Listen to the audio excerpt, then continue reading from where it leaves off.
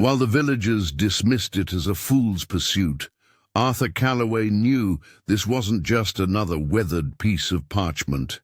A faded treasure map discovered beneath the creaking floorboards of his ancestral barn would lead him to a revelation that would challenge not only his own humble existence, but also the very history of Oakridge Valley itself. Before we jump back in, tell us where you're tuning in from, and if this story touches you, make sure you're subscribed, because tomorrow I've saved something extra special for you.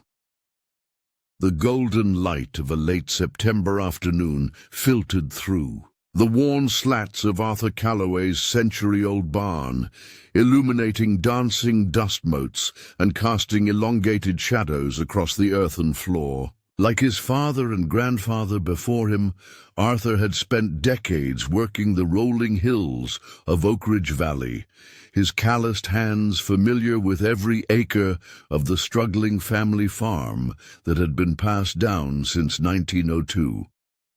At 56, the lines etched into his weathered face told the story of a man who had weathered countless storms, both literal and metaphorical. That particular Thursday had begun like any other on the Calloway farm. Arthur had risen before dawn, tended to his modest herd of cattle, and set about repairing the irrigation system that had been acting up again.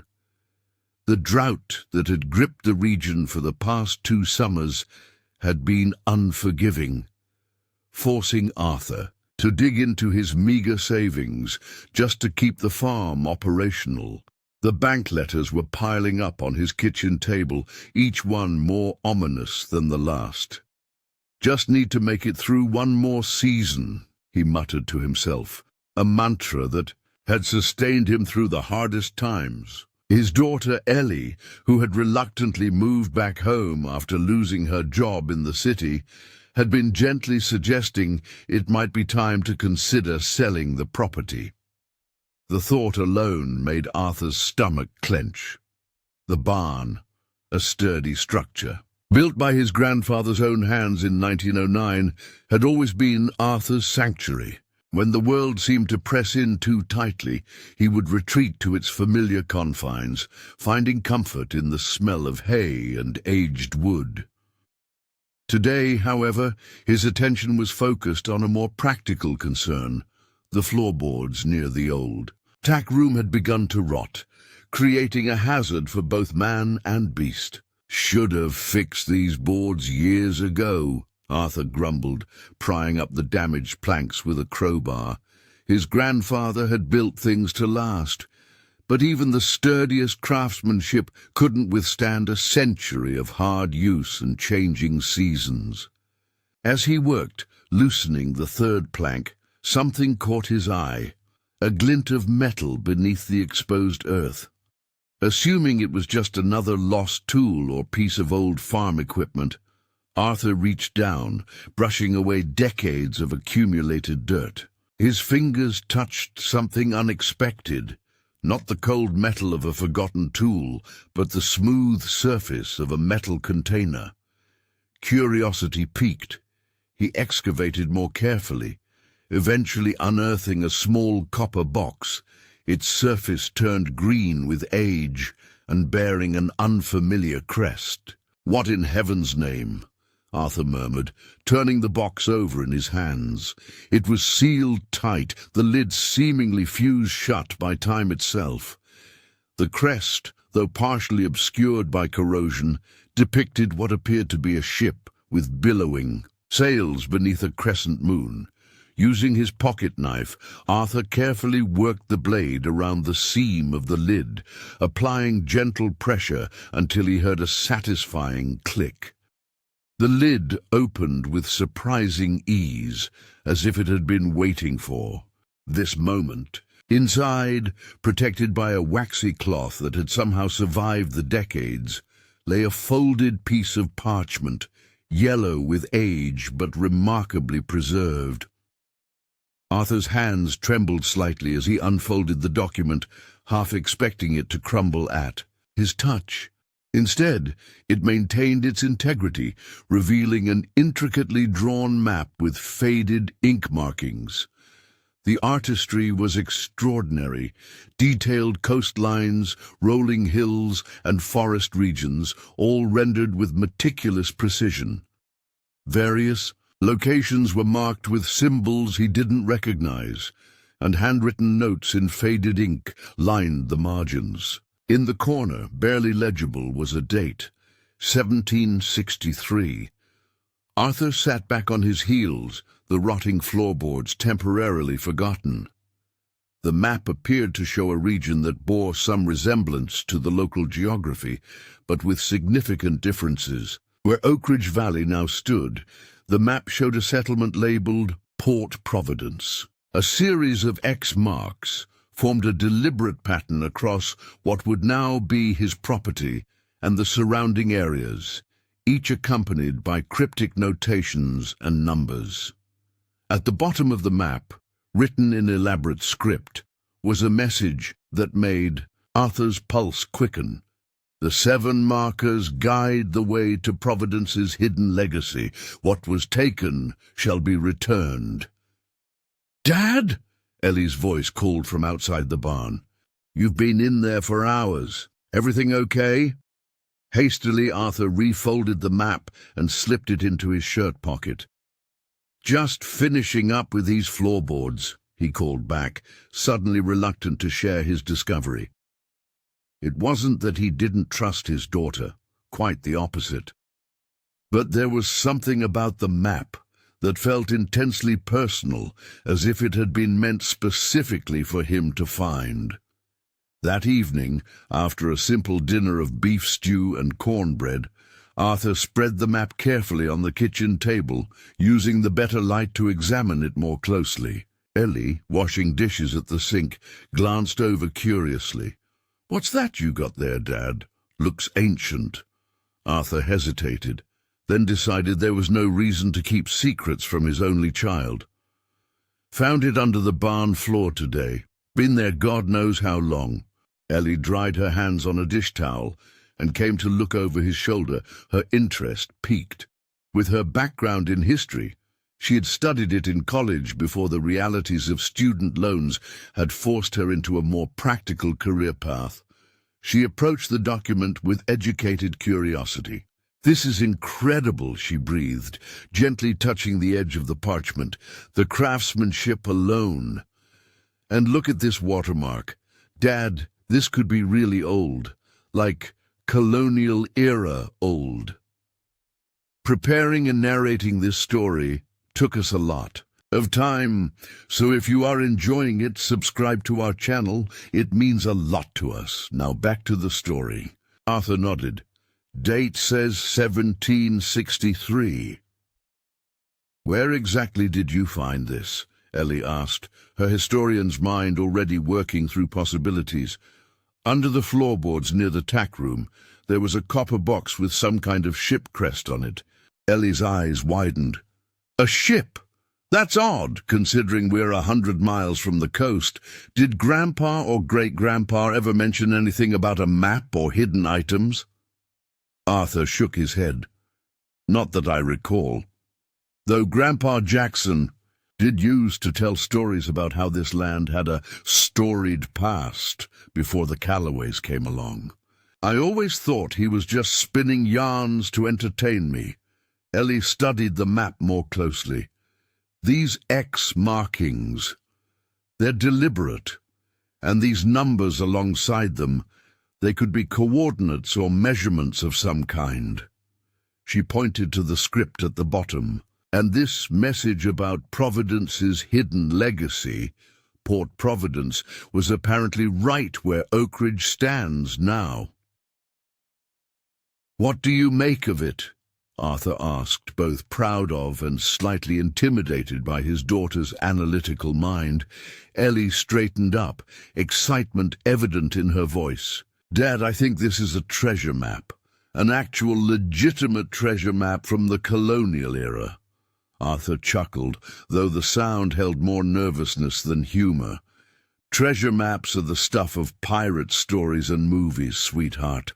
not something, you find under the floorboards of a struggling cattle farm in Oakridge Valley. History is full of hidden caches and buried valuables, Ellie countered, especially from that time period. The 7 Years' War had just ended in 1763. Colonial regions were unstable. People hid their valuables all the time. Arthur rubbed his chin thoughtfully. Even if there was something to find, it's probably long gone by now, or worthless.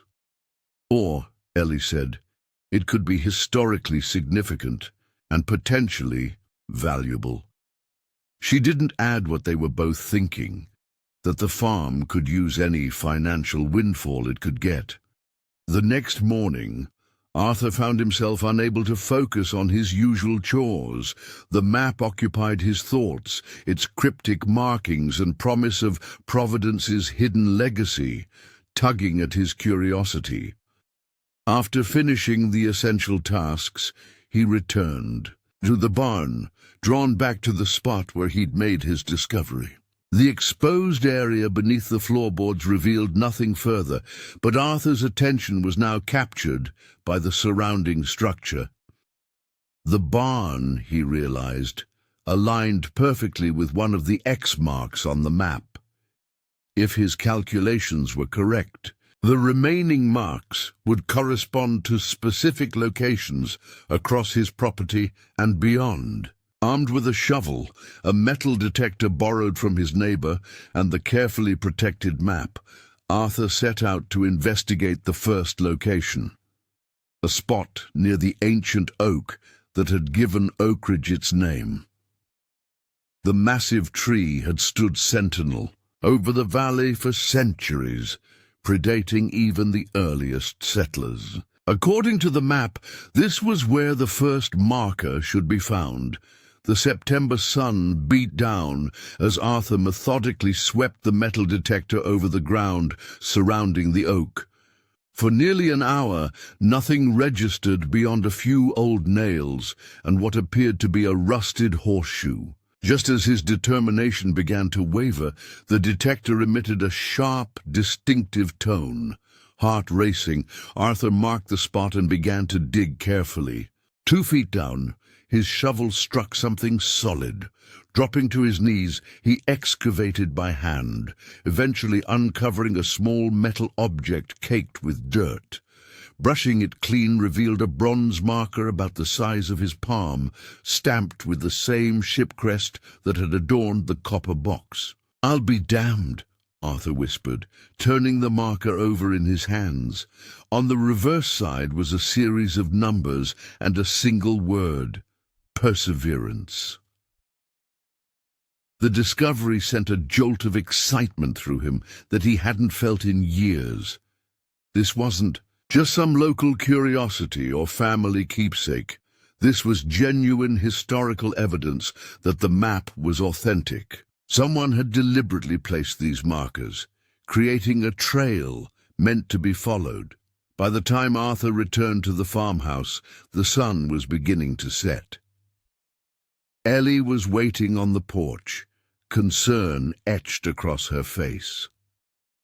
"Dad, where have you been all day? I was about to come looking for you." Arthur held up the bronze marker, unable to contain his excitement. "It's real, Ellie. The map is real." Over a hastily prepared dinner, Arthur recounted his discovery, watching as his daughter's expression transformed from skepticism to genuine wonder. "We should contact the Historical Society," Ellie suggested, examining the marker. "This could be significant." Arthur nodded slowly, though something held him back from immediate agreement. "Let's see if we can find one more marker first. Get a better understanding of what we're dealing with before we bring others into it." The next day dawned bright and clear, perfect weather for their expedition to the second X on the map. This location was more challenging. positioned at what appeared to be the convergence of two seasonal streams on the eastern edge of the property. Father and daughter set out together after breakfast, the map carefully waterproofed in a plastic sleeve and the metal detector slung over Arthur's shoulder. The walk took nearly an hour, leading them through overgrown pastures rarely visited, even by the cattle. "The landscape has changed since this map was drawn," Ellie observed as they navigated a particularly dense thicket. "Waterways shift, forests grow or recede." Arthur nodded, pausing to consult the map again. "But the underlying structure remains. Those hills haven't moved in thousands of years." He pointed to the distinctive ridge that served as a backdrop to Oakridge Valley. When they reached the approximate location of the second X, they found themselves in a shallow depression where two dry creek beds met. During spring runoff, this would be underwater, but the extended drought had left it exposed. "Perfect place to hide something," Ellie remarked. "Covered by water most of the year, but accessible during dry periods." The metal detector proved less useful here, as the ground was strewn with various metal debris, remnants of an old fence line, perhaps, or items washed down by the seasonal floods. Instead, they relied on the map's measurements, pacing off distances from landmarks that had stood the test of time. Their methodical approach paid off when Arthur's boot struck something that didn't feel like natural stone. Clearing away layers of silt and pebbles revealed another bronze marker, this one partially exposed by erosion but bearing the same ship crest. The reverse side, once cleaned, displayed another set of numbers and the word Providence. "2 for 2, Ellie said, excitement evident in her voice. "Dad, this is incredible. We're literally following a 250-year-old treasure trail." Arthur couldn't help but share her enthusiasm, though practical concerns still weighted his shoulders. "The question remains, what are we actually looking for, and what happens if we find it?" "One way to find out," Ellie replied, already consulting the map for the location of the third marker. They found the third marker before sundown, hidden within a pile of stones that local lore had always attributed to glacial deposits, but now appeared to be deliberately placed. This marker bore the word restoration on its reverse. By the time they returned to the farmhouse, exhausted but exhilarated, news of their unusual activities had already spread through the small community of Oakridge. Arthur's neighbor, Mike Donovan, was waiting by the gate, curiosity written across his friendly face. "Heard you and Ellie have been treasure hunting all day," Mike said without preamble. "Found anything interesting?" Arthur hesitated, suddenly protective of their discoveries. "Just checking some boundary markers," he replied vaguely. "The droughts exposed some old property line indicators I hadn't noticed before." Mike seemed unconvinced, but didn't press the issue. "Well, if you need any help, you know where to find me. Oh, and there was some city fella asking about you at the general store today. Fancy suit, expensive car, stood out like a sore thumb, said he might stop by tomorrow." A flicker of unease passed through Arthur. "Did he say what he wanted?" Mike shrugged. "Something about potential opportunities for local landowners. Probably another developer looking to turn farmland into vacation homes." After Mike left, Arthur shared this information with Ellie, who looked equally concerned. How would anyone know about the map already? She wondered aloud. "Small towns have big ears," Arthur replied, "and we haven't exactly been subtle today." But still, he trailed off, unable to shake the feeling that something larger was unfolding around them.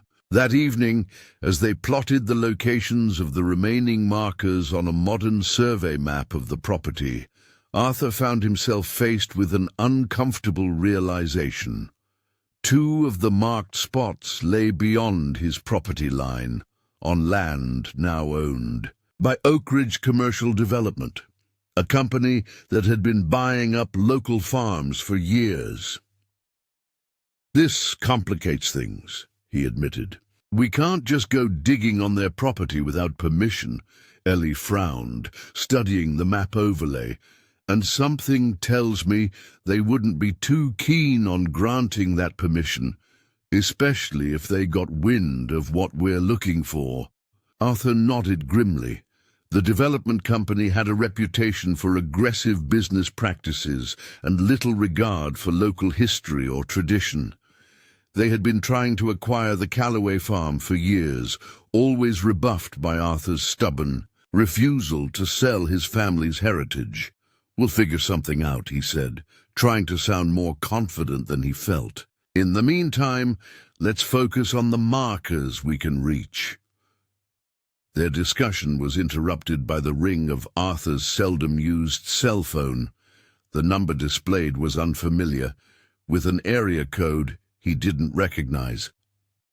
"Mr. Calloway?" An urbane voice inquired when Arthur answered. "My name is Richard Mercer. I represent someone with a keen interest in historical artifacts, particularly those related to colonial-era settlements in your region. I understand you may have recently made a discovery of some significance." Arthur's blood ran cold. How could this stranger possibly know about the map and markers already? "I'm afraid I don't know what you're talking about," he replied cautiously. There was a slight pause before Mercer continued, his tone remaining pleasant but taking on a more serious edge.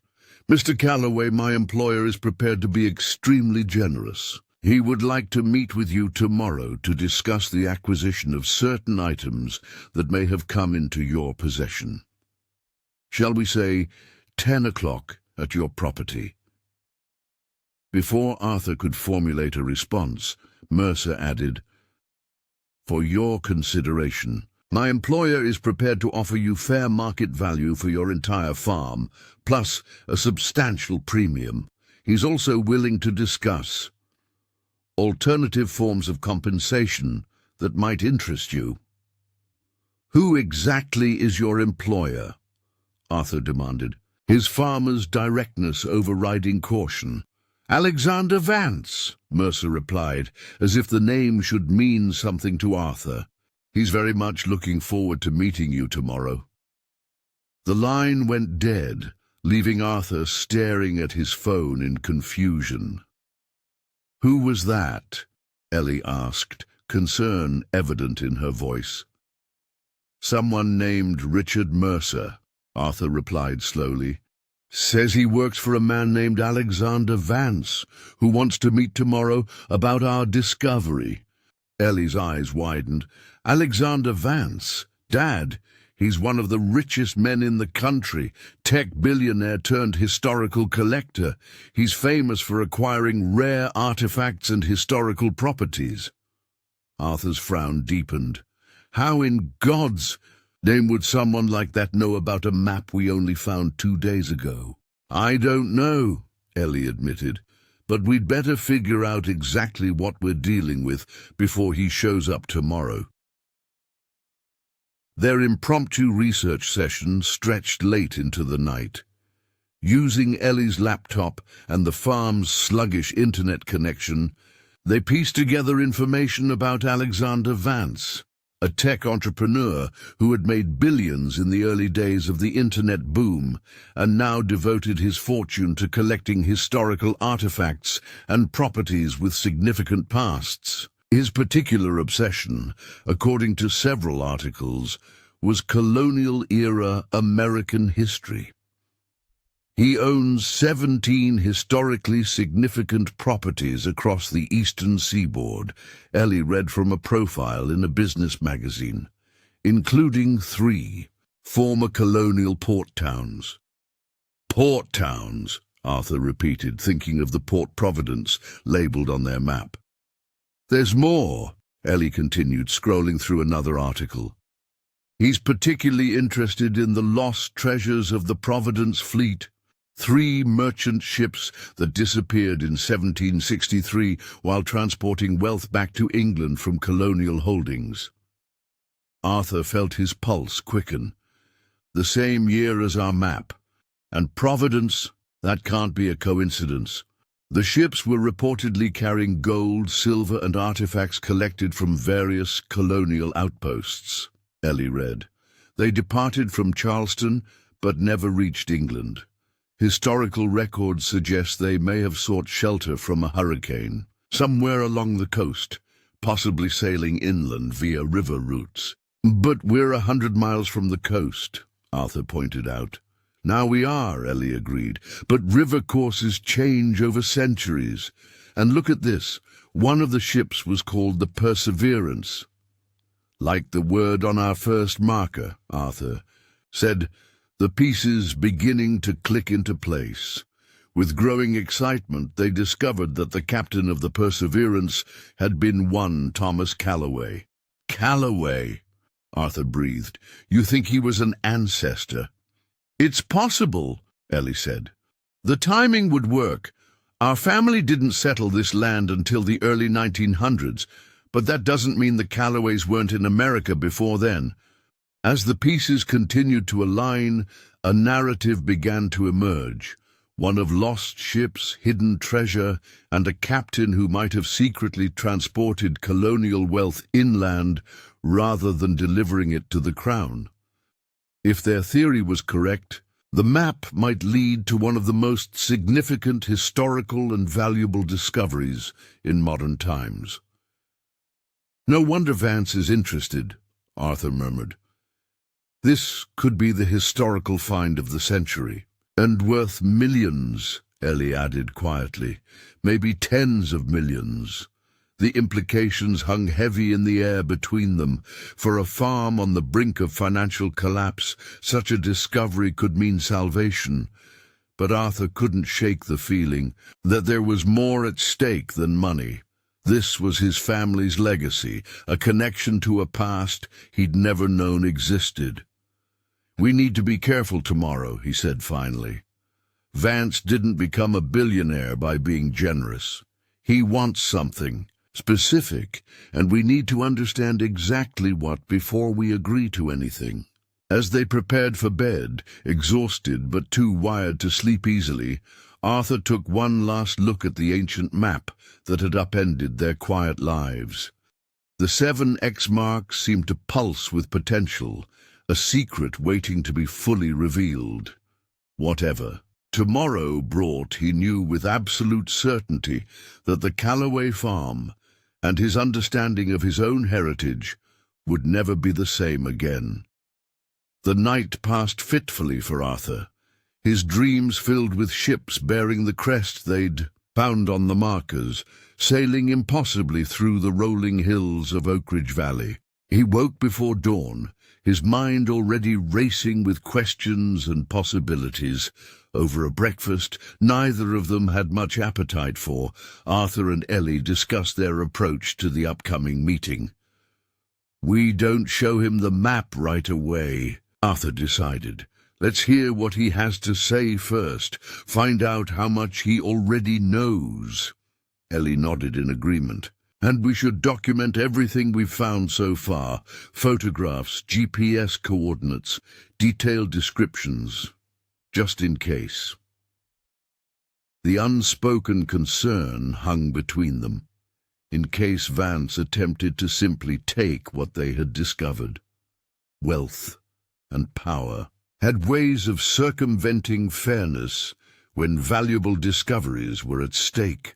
By 9:30, they had prepared as best they could. The original map was securely hidden in Arthur's bedroom, while the 3 markers they'd recovered were displayed on the kitchen table, along with photographs documenting where they'd been found. Arthur had changed from his work clothes into the button-down shirt and clean jeans he usually reserved for church. while Ellie had opted for the professional attire she'd worn during her days working in the city. At precisely 10 o'clock, the crunch of tires on gravel announced the arrival of their visitors. Looking out the window, Arthur saw not the expected luxury car, but a helicopter settling onto the open field beyond his driveway. Minutes later, a tall, distinguished man in his 60s, wearing what even Arthur could tell was an extremely expensive suit, strode toward the house, flanked by the presumed Richard Mercer and 2 others who remained near the helicopter. "Guess he doesn't believe in subtle entrances," Ellie murmured. Arthur straightened his shoulders and went to meet them at the door, determined to maintain his dignity and control of the situation despite the wealth and power literally landing on his doorstep. Whatever this Alexander Vance wanted, Arthur was resolved to remember that this was still his land, his discovery, and his heritage at stake. Alexander Vance carried himself with the easy confidence of a man accustomed to getting what he wanted. His silver hair was impeccably styled, his handshake firm as he introduced himself on Arthur's worn front porch. "Mr. Calloway, a pleasure to meet you. Thank you for agreeing to this somewhat impromptu visit." His voice held the polished edges of an expensive education, but underneath, Arthur detected something else, an eagerness, carefully controlled but unmistakable. "Didn't realize I had much choice in the matter," Arthur replied, maintaining his position at the doorway.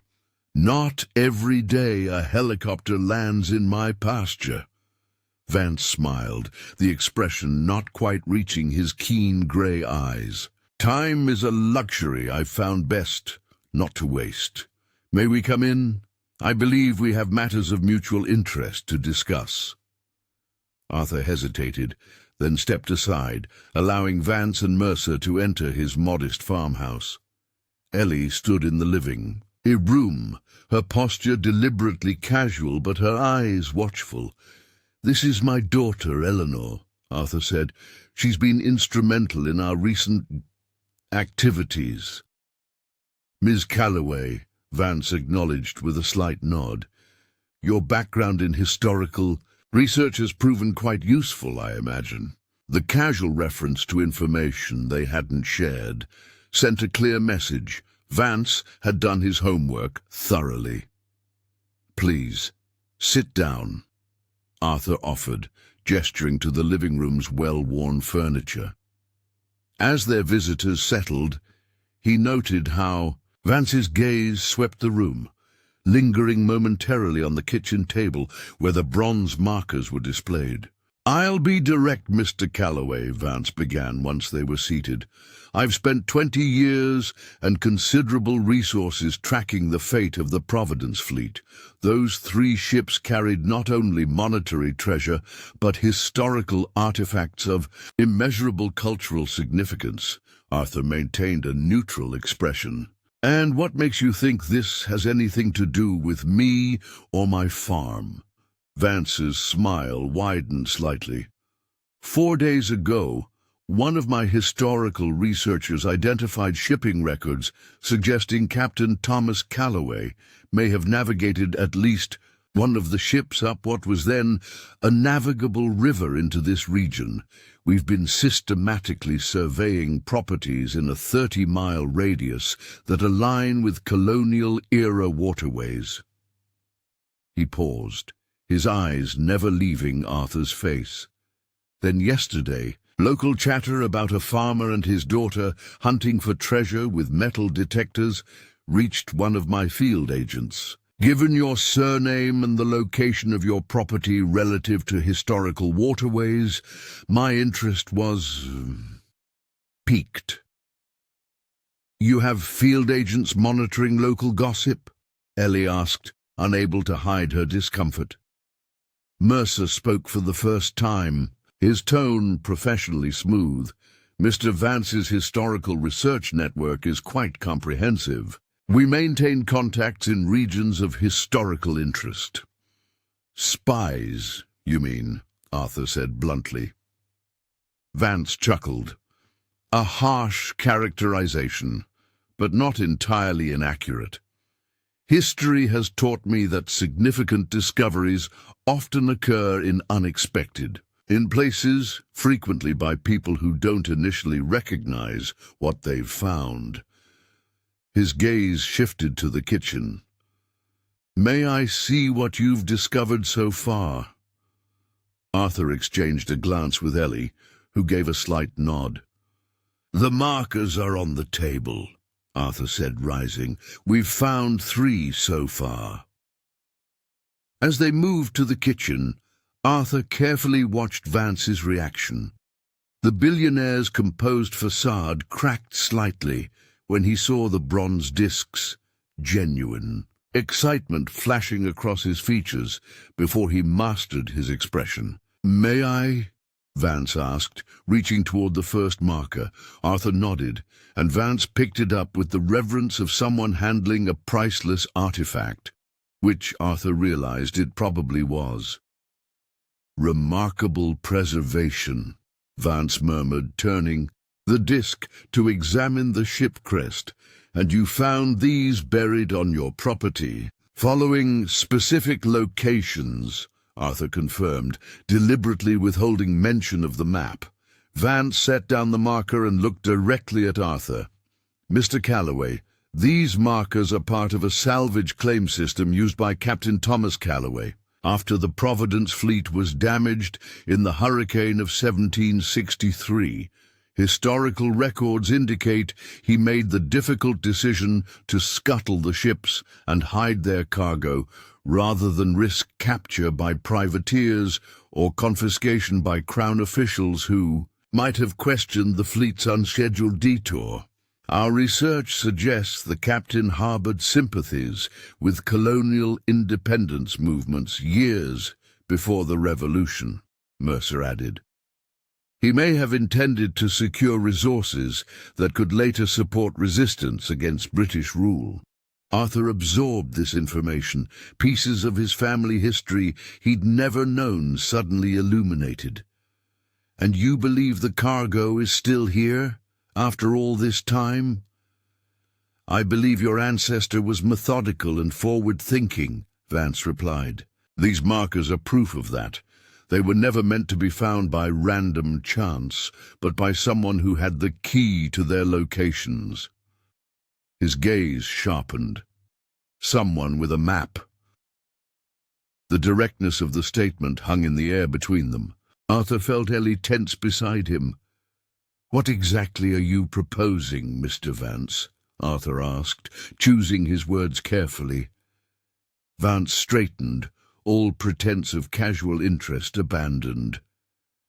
I'm prepared to offer you $5 million for exclusive rights to continue the search on your property, plus an additional $15 million for the map and any artifacts already recovered.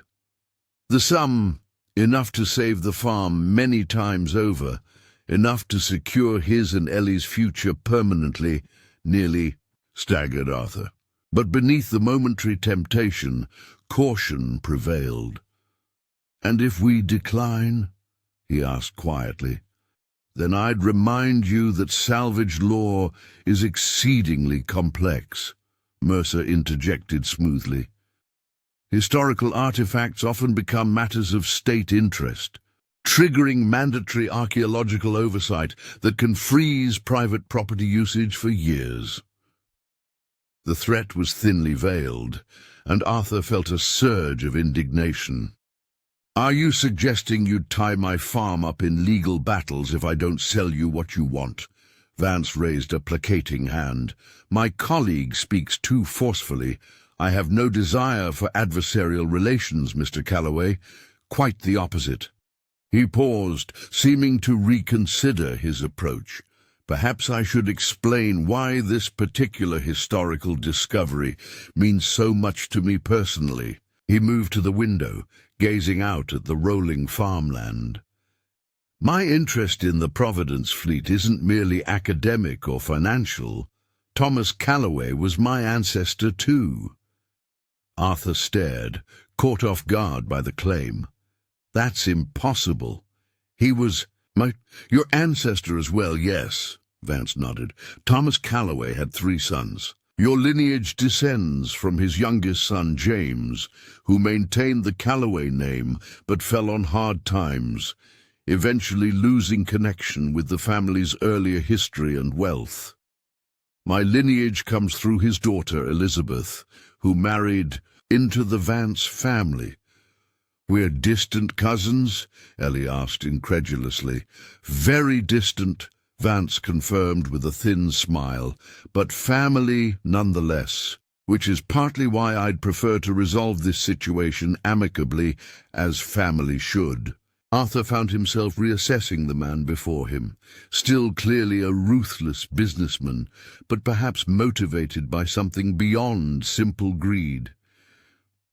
If what you're saying is true, why didn't you approach us directly about your research?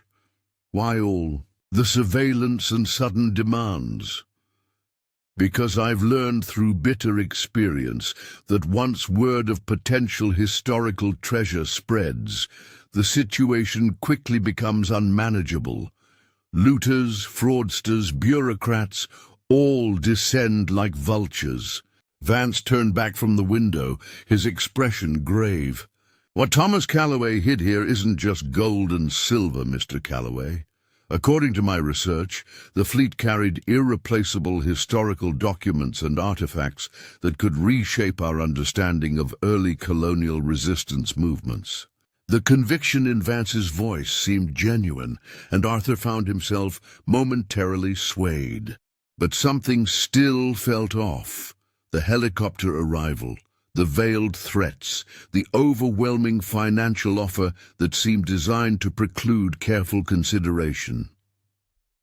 We need time to think about your offer, Arthur said finally. Vance's expression tightened almost imperceptibly. Time is precisely what we don't have. My sources indicate that Oakridge Commercial Development has already begun surveying operations on the land adjacent to your property, land where I believe at least 2 of the remaining markers are located. This was news to Arthur, and unwelcome. News at that. The development company had been suspiciously quiet in recent months after years of pressuring him to sell. How would they know about any of this? Ellie asked. They don't know the significance yet, Vance replied, but they've contracted an archaeological survey as part of their development permits, standard procedure for large-scale construction. Once their archaeologists start finding colonial-era artifacts, he left the implication hanging. Their discovery would no longer be private or controllable. Arthur exchanged a meaningful look with Ellie. We need to discuss this alone, he said firmly.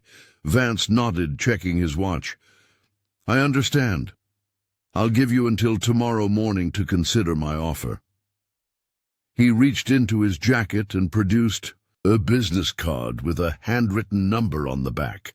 My private line. Call me when you've decided. After Vance and Mercer departed, the helicopter's rhythmic thumping gradually fading into the distance, Arthur sank into a kitchen chair, overwhelmed by the morning's revelations. $20 million, he murmured, the sum almost impossible to comprehend after years of scraping by. Ellie sat across from him, her expression troubled. It's not just about the money, Dad. If Vance is right about the historical significance, and if he's telling the truth about being family, Arthur added, that's a mighty big coincidence. They spent the afternoon carefully weighing their options, the bronze markers sitting between them like silent witnesses to a history neither had known was theirs to claim. I don't trust him, Ellie concluded. After hours of discussion, the timing is too convenient, and that bit about being family feels like manipulation. Arthur nodded slowly. I agree. There's something he's not telling us. But that doesn't mean everything he said was false. The ringing of Arthur's cell phone interrupted them. The caller ID showed Mike Donovan, his neighbor. "Arthur," Mike's voice came through urgently. "Thought you should know. There's survey crews all over the old Johnston property, the one that borders your east field. They've got some kind of archaeological team with them, and they're being real secretive about whatever they're finding." Arthur thanked him and hung up, sharing the information with Ellie. "Vance was right about that, at least," she said grimly. "We need to find the remaining markers before the development company does. 2 are on our property, 2 are on theirs, according to the map overlays," Arthur said. "We could start with ours, but we need to see all 7 to understand what they're pointing to." Ellie finished his thought. The message said, "The 7 markers guide the way. It's a complete system." Night had fallen by the time they reached their decision. Rather than accepting Vance's offer or rejecting it outright, they would pursue a third option: accelerate their own search, document everything meticulously, and approach the State Historical Society directly. If the discovery was as significant as Vance claimed, proper preservation and study would be assured, while their rights as the discoverers would be protected.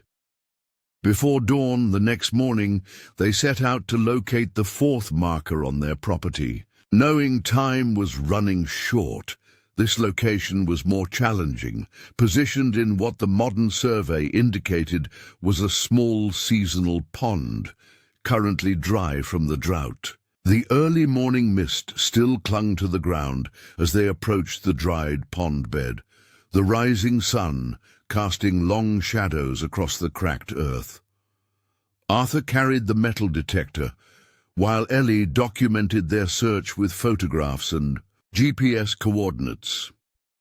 "According to the overlay, it should be near the center," Ellie said, consulting her notes. Unlike their previous searches, this one yielded results almost immediately. The metal detector gave a strong signal just inches below the surface of the dried mud.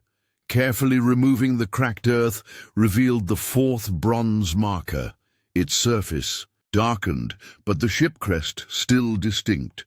The reverse bore the word Legacy. "4 down, 3 to go," Arthur said, carefully cleaning the marker. "But the remaining 3 are on Oakridge development land," Ellie confirmed. "We either need their permission or—" She didn't finish the sentence, but the implication was clear. They would have to trespass. After returning to the farmhouse, Arthur made a call not to Vance, but to the County Historical Society, reaching Sarah Jenkins, its director, and a woman he'd known casually for years. "Arthur Calloway," she greeted him warmly. "To what do I owe the pleasure? Don't tell me you finally decided to register that old barn as a historical structure." "Not exactly," Arthur replied, choosing his words carefully. "Sarah, if someone found items of potential historical significance on their property, what's the proper procedure?" There was a pause before she answered. "That would depend on the nature of the items and their age. Are we talking arrowheads, old coins, or—" "Colonial era," Arthur said, "possibly linked to maritime history." Sarah's tone shifted to one of heightened interest. "That would be unusual for our region. If verified, such items would fall under the State Antiquities Act. The finder would need to report the discovery, but would maintain certain rights, including recognition and potentially a finder's fee if the items have significant monetary value." She paused again. "Arthur, have you found something?" "Possibly," he acknowledged, "but there are complications. Other interested parties are already involved." "Be careful," Sarah advised, her voice lowering. "I've seen families torn apart over historical finds." Document everything. Don't disturb any more items if possible, and don't sign anything without proper legal advice." After thanking her, Arthur hung up, more convinced than ever that their cautious approach was warranted. Vance's deadline was approaching, but Arthur felt increasingly certain that accepting the billionaire's offer would be a mistake. "We need to see the remaining markers," he told Ellie. "Tonight, after dark." Ellie raised an eyebrow. "You're suggesting we trespass on corporate property?" "I'm suggesting we continue a historical investigation that happens to cross property lines," Arthur corrected, a spark of his grandfather's stubbornness flaring in his eyes. "If that company is about to bulldoze over historical artifacts, maybe. They're the ones who should be worried about legal consequences." As dusk approached, they made preparations for their nighttime expedition. The fifth marker was located approximately half a mile beyond their property line, in what had once been dense woodland, but had recently been cleared for development. Dressed in dark clothing and equipped with flashlights, a metal detector, and Ellie's phone for documentation, they set off as night fell, following the edge of their property line before crossing onto the development company's land. The area was deserted at night, the construction equipment sitting silent, ghostly shapes in the darkness. Using the map's measurements and modern GPS coordinates, they navigated to the approximate location of the fifth marker. The land here had been significantly altered, trees removed, topsoil scraped away, and survey stakes placed at regular intervals. "They've already disturbed the surface layer," Ellie whispered, sweeping her flashlight over the churned earth. "The marker could have been damaged or moved." Arthur nodded grimly, switching on the metal detector. "Let's work in a grid pattern. It can't have gone far." For nearly an hour they methodically searched the area, conscious of every sound. In the darkness, finally, the detector gave a familiar signal. Digging carefully in the loosened soil, Arthur uncovered the fifth marker, scratched by heavy equipment, but intact. The word on its reverse, "Justice." They had just finished documenting this find, when a beam of light cut through the darkness from the direction of the access road. "Someone's coming," Ellie hissed, quickly gathering their equipment. They retreated to the edge of the clearing, concealing themselves among the remaining trees as a vehicle approached. To their surprise, it wasn't a security patrol but a black SUV with tinted windows. As they watched, Richard Mercer emerged from the driver's side, followed by two men carrying professional-grade metal detectors and excavation tools.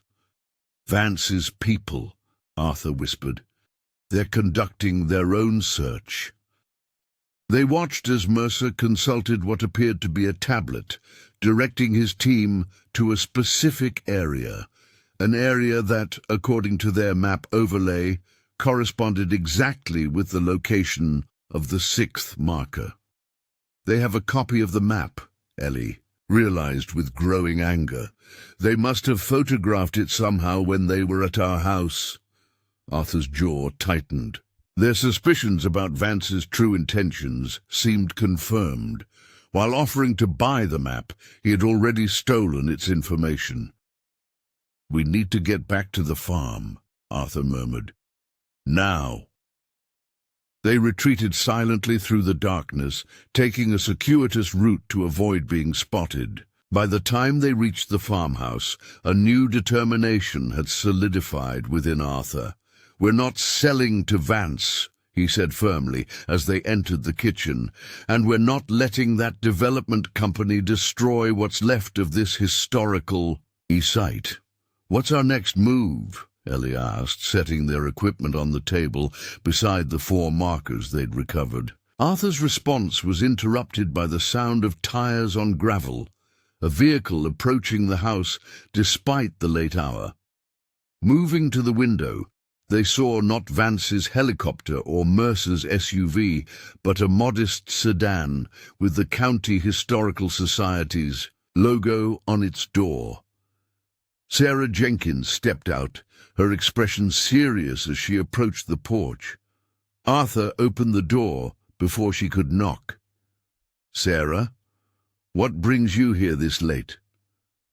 "Your phone call got me thinking," she replied, her eyes moving past him to the kitchen table where the bronze markers were visible. "And then I received a very interesting call from Alexander Vance, offering a substantial donation to our society if we would assist in mediating a delicate historical salvage situation." She stepped inside without waiting for an invitation. "I think it's time you showed me exactly what you've found, Arthur, before this situation escalates further." As the night deepened around the Calloway farm, Arthur found himself at the center of a historical mystery that had suddenly attracted powerful and determined interests. Whatever Captain Thomas Calloway had hidden here centuries ago, its significance clearly extended far beyond simple treasure. The 7 markers were pointing toward something that had remained concealed for generations, something worth millions to Vance, worth trespassing and deception to uncover. The question now was whether the Calloways could protect their discovery long enough to ensure it was handled with the historical respect it deserved, rather than exploited for private gain or carelessly destroyed in the name of modern development. The legacy left by his seafaring ancestor had found its way to Arthur across the centuries, and he felt a growing responsibility to honor that connection. Not by selling it to the highest bidder, but by ensuring its true significance was properly understood and preserved. As he began explaining their discoveries to Sarah, Arthur realized that the humble farm he had fought so hard to preserve might have been worth protecting for reasons he'd never imagined, not just as his family's home, but as the guardian of a historical secret that had waited patiently through the centuries for the right moment and the right Calloway to reveal itself. Sarah Jenkins examined the bronze markers spread across the kitchen table, her professional detachment giving way to genuine wonder as she turned each one over in her hands. With 30 years of experience at the County Historical Society, she had seen countless artifacts, but nothing quite like these. "These are extraordinary," she murmured, studying the ship crest, "the craftsmanship alone. And you say they were buried in a deliberate pattern across your property?" Arthur nodded, spreading out their hand-drawn map overlay. 4 on our land, 3 on what's now Oakridge development property. We've recovered 4 so far. And the original map?" Sarah asked, looking up from the markers. Arthur hesitated, then made a decision. He retrieved the colonial map from its hiding place, carefully unfolding the brittle parchment on the table. Sarah's sharp intake of breath confirmed its significance. "My God, Arthur," she whispered, "this is museum quality. The detail, the preservation." She looked up, her historian's training warring with personal loyalty. "You realize I'm obligated to report this to the State Archaeological Board." "That's why we called you," Ellie said. Before Vance arrived with his checkbook and threats, Sarah frowned. "What exactly did Vance offer you?" 20 million, Arthur said bluntly, "for the map, the markers, and exclusive rights to continue the search." Sarah whistled softly. "That's substantial. Why didn't you take it?" "Because something didn't feel right," Arthur replied. "And tonight we caught Mercer, Vance's right-hand man, searching for the remaining markers on the development company's land. They must have secretly copied the map during their visit." Sarah's expression hardened. That complicates things. If they recover artifacts from the development company's property, they could claim finder's rights, Ellie finished, even though they're essentially working from stolen information.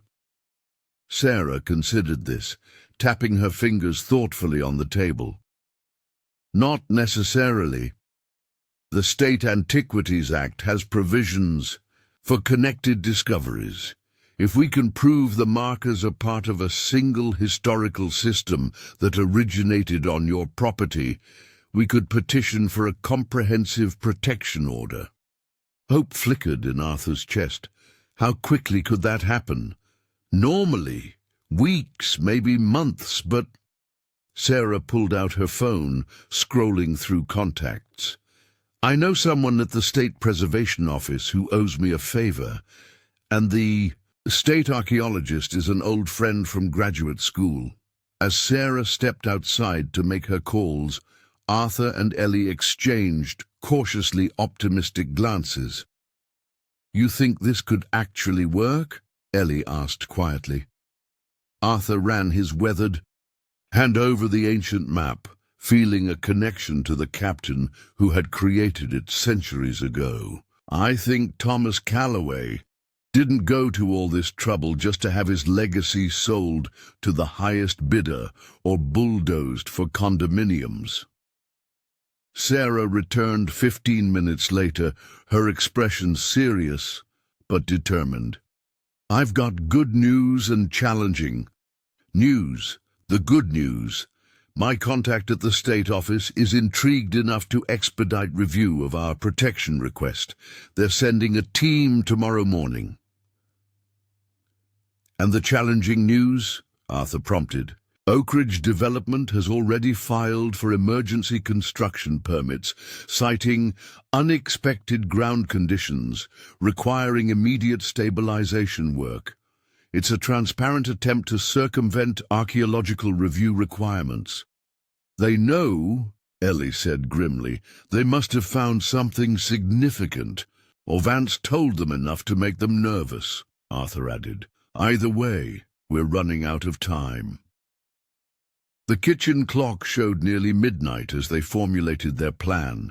The state team wouldn't arrive until 10 the next morning. Then they needed to document as much as possible and ideally locate the remaining markers. I can't officially condone trespassing, Sarah said carefully, but as county historian, I can conduct an emergency assessment of potential historical sites if I have reasonable cause to believe they're at imminent risk. Arthur raised an eyebrow. And you just happen to need access to specific locations on the development property tonight? Sarah smiled thinly. Precisely. I'll contact their office for emergency access authorization. It probably won't be granted at this hour, but the attempt creates an official record of our concerns. By 1 in the morning, they were back on the development company's land, this time with Sarah's official vehicle and documentation equipment. The presence of Mercer's team earlier had changed the dynamic. This was now a race against both Vance's resources and the development company's bulldozers. They located the 6th marker shortly before 3 a.m., partially excavated and then seemingly hastily reburied. Mercer's team had obviously found it, but had been interrupted before they could remove it. The marker bore the word reclamation on its reverse. They're telling a story, Sarah observed, as they documented the find. Perseverance, providence, restoration, legacy, justice, reclamation. These aren't just labels, they're a narrative. Ray. The first light of dawn was breaking over the eastern hills as they approached the location of the final marker. This area had been more extensively disturbed, with fresh tire tracks suggesting recent activity. To their dismay, A large excavation pit approximately 10 feet square had been dug precisely where the seventh marker should have been. "They beat us to it," Ellie said, shining her flashlight into the empty pit. Arthur circled the excavation, something nagging at his instincts. "It's too big," he said finally. "All the other markers were buried just below the surface. Why dig such a large hole for something so small?" Sarah knelt at the edge of the pit, examining the soil layers, exposed in its walls. "Arthur's right. This isn't an archaeological excavation. It's more like they were searching for something much larger." Ellie suddenly gasped, pointing her flashlight at the bottom corner of the pit. "Look!" Partially exposed in the excavation wall was what appeared to be aged wood, not a marker, but a much larger structure. Carefully making their way into the pit, they began clearing away soil from around the wooden surface. As more was revealed, the structure's nature became clear. They were looking at the corner of a ship's hatch cover, buried deep beneath what had once been riverbed. "They found one of the ships," Arthur breathed, awe overwhelming exhaustion, "right where the seventh marker was supposed to be." Sarah was already documenting the discovery with rapid-fire photographs. "This changes everything. A colonial shipwreck this far inland. It's unprecedented." The sound of approaching vehicles interrupted their exploration. Headlights swept across the disturbed ground as multiple trucks pulled up, their doors emblazoned with the Oakridge Development logo. A heavy-set man in a hard hat emerged from the lead vehicle, his face twisted with annoyance as he spotted them in the excavation pit. "This is private property," he called out. "You're trespassing and interfering with approved construction activities." Sarah climbed out of the pit, her official ID clearly visible. "I'm Sarah Jenkins, County Historical Preservation Officer. We have reason to believe you're about to destroy a historical site of significant importance." The foreman's expression revealed that this wasn't unexpected news. "We have permits for all necessary work. Any historical assessment should have been completed during the initial survey." "Your initial survey conveniently failed to mention the colonial artifacts you've uncovered," Sarah countered. "I've already notified the State Archaeological Board, who are dispatching a team as we speak." The foreman's radio crackled, and he stepped away to respond. While this confrontation unfolded, Arthur noticed movement at the far edge of the clearing. Mercer and his team had returned, observing the situation from the tree line. The standoff continued as more company vehicles arrived, bringing supervisors and security personnel. By 8 o'clock, the excavation site had become a tense battlefield of competing interests. Oakridge Development determined to proceed with construction. Sarah equally determined to protect the discovery, and Vance's people watching from the periphery, waiting for their opportunity. The situation shifted dramatically at precisely 8:43 a.m. when 3 black SUVs pulled up, and Alexander Vance himself emerged, accompanied by what appeared to be legal representatives. "Mr. Ferguson," Vance addressed the development company's senior supervisor smoothly, "I believe we have matters to discuss regarding this property." The supervisor's surprise was evident. "Mr. Vance, I wasn't aware you had interests in this development." "As of 20 minutes ago, I have several interests," Vance replied. "My foundation has just purchased a controlling stake in your parent company. Effective immediately, all construction activities on this site are suspended pending comprehensive archaeological assessment." The announcement sent shockwaves through the assembled workers.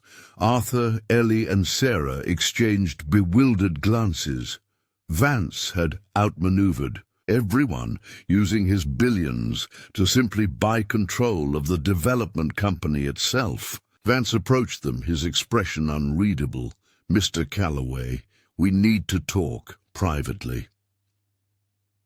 In the hastily arranged meeting inside Vance's luxury SUV, the billionaire's demeanor had changed markedly from their first encounter. "You're probably wondering why I didn't simply purchase the development company from the beginning," he said without preamble. "The thought had crossed my mind," Arthur admitted. Vance steepled his fingers. "Because I needed to confirm the seventh marker's location. First, there are 3 ships in the Providence fleet, Mr. Calloway.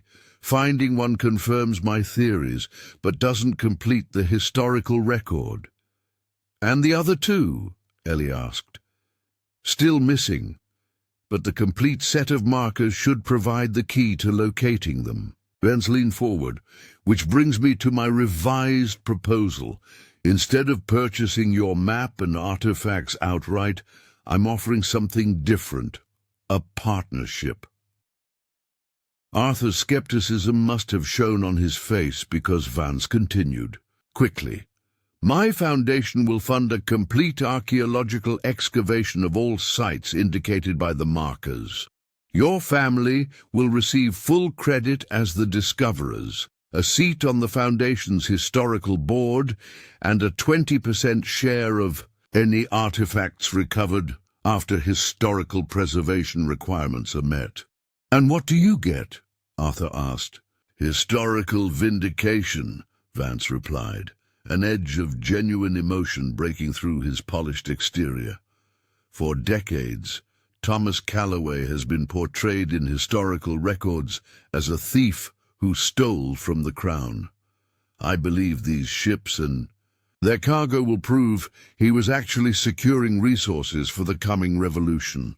A patriot, not a pirate." The state archaeological team arrived at 10 as promised, quickly taking charge of the site and establishing protocols for proper excavation. By noon, news vans had begun appearing on the county road, drawn by rumors of a significant historical discovery.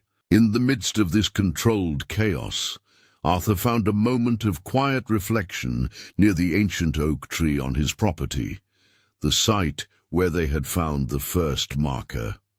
Something about Vance's revised offer felt more genuine than his initial approach, but Arthur remained cautious.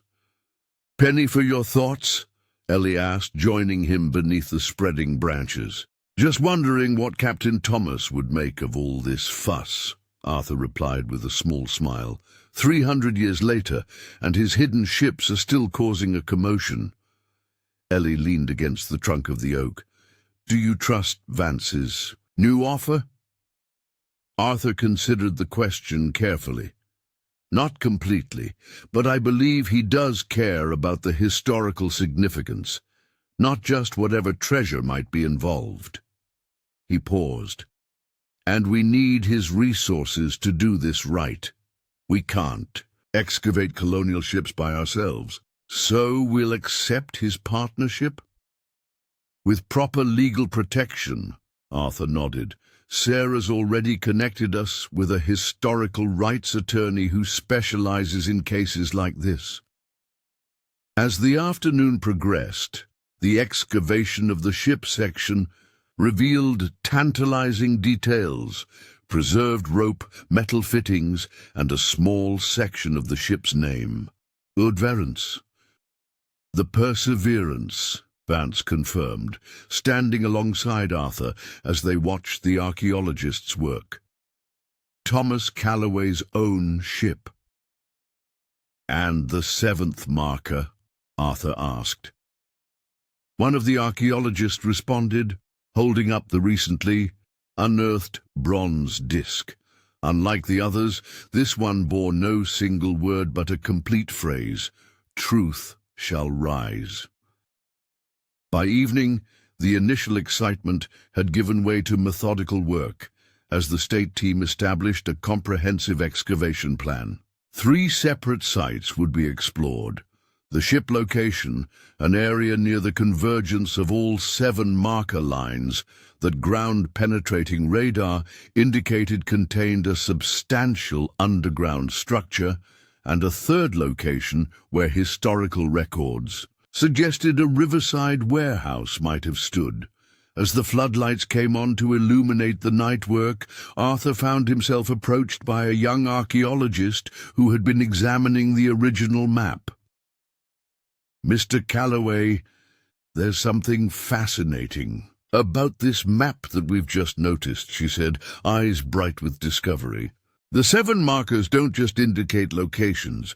They form a celestial navigation pattern, matching the stars as they would have appeared on the autumn equinox in 1763. "What does that mean?" Arthur asked. "It means the map requires both the physical markers and astronomical knowledge to fully interpret," the archaeologist explained. "It's a sophisticated security system. Even if someone found the map, they'd need to understand colonial navigation techniques to use it correctly." This revelation spread quickly through the research team, elevating their estimation of Captain Calloway's forethought and intelligence. Far from being a simple treasure map, this was a complex historical document created by someone who understood that his actions might need justification for future generations. As night fell over the bustling excavation sites, Arthur returned to his farmhouse, exhausted but strangely exhilarated.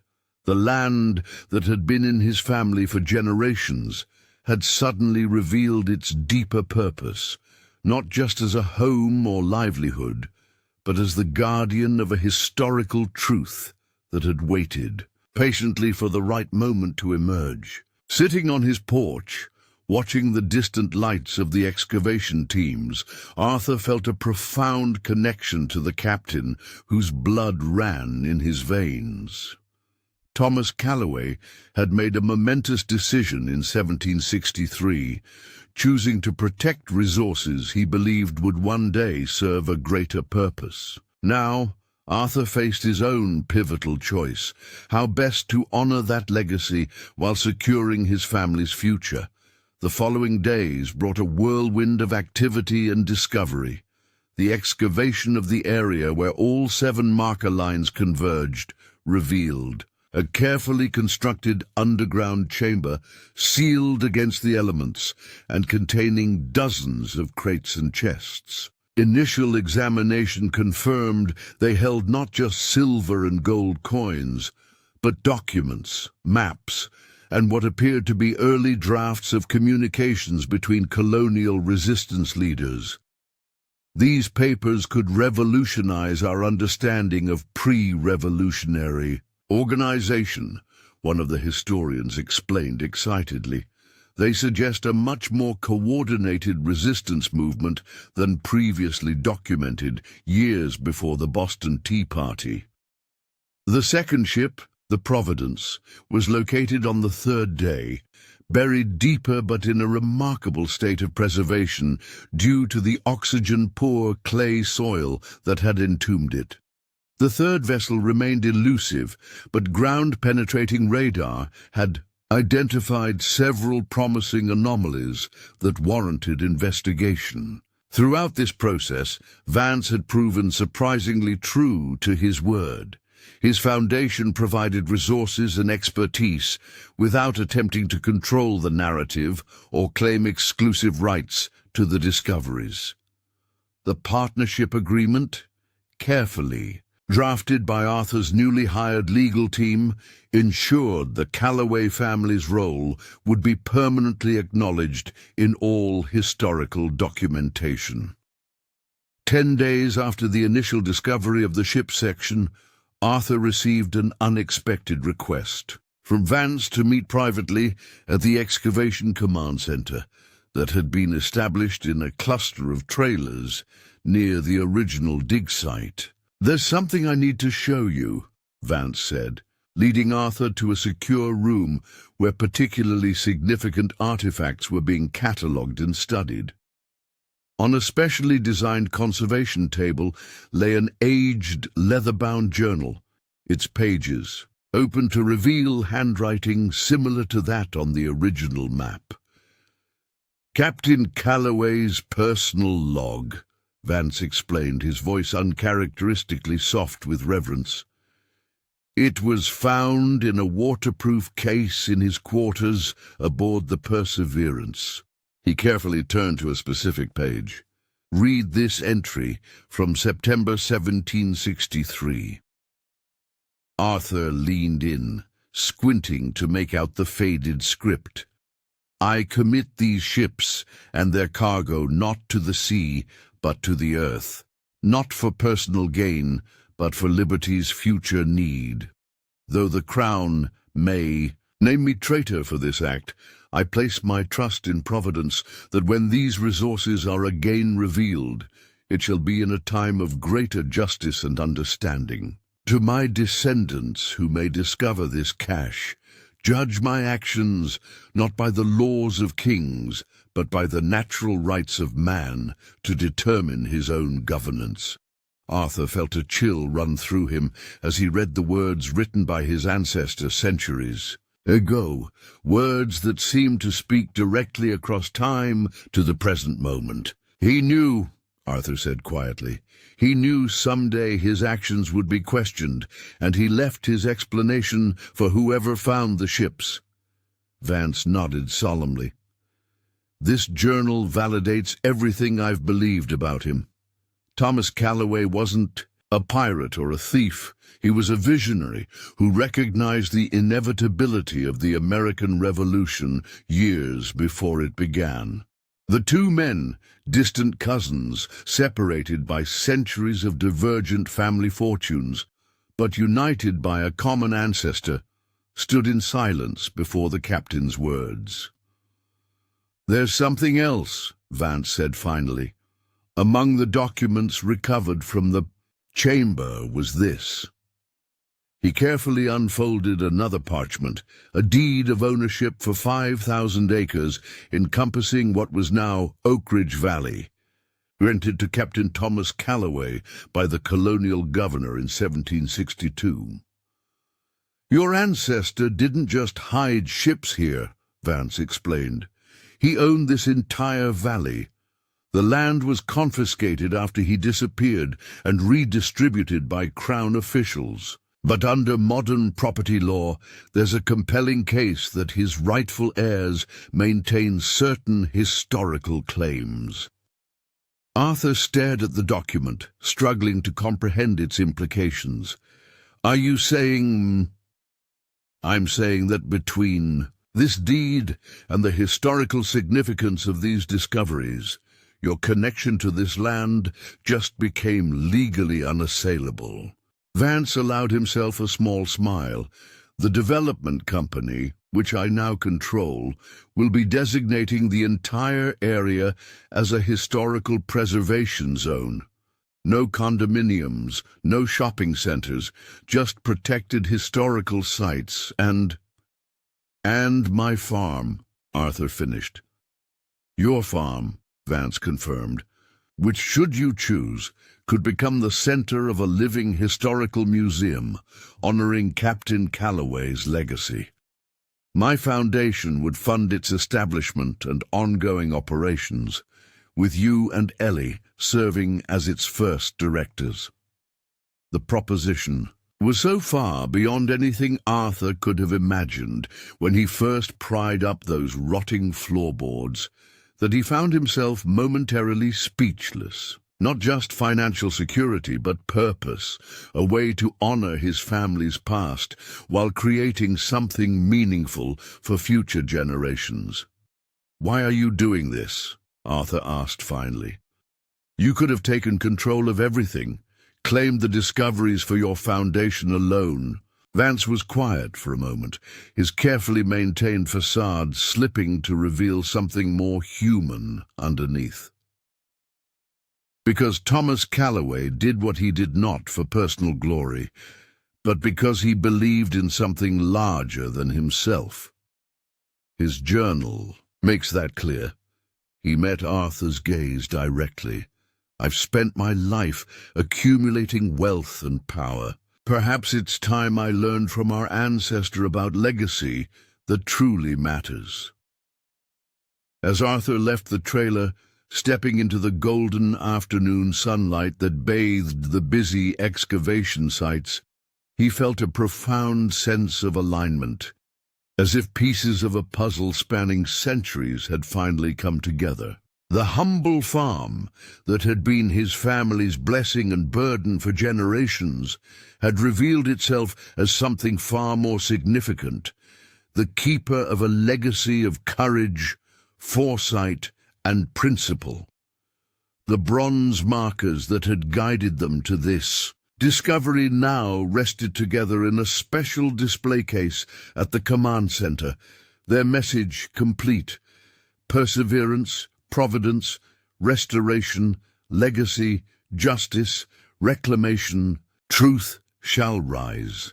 Words chosen carefully by a sea captain centuries ago, now speaking clearly to his descendants about the values he had hoped would endure.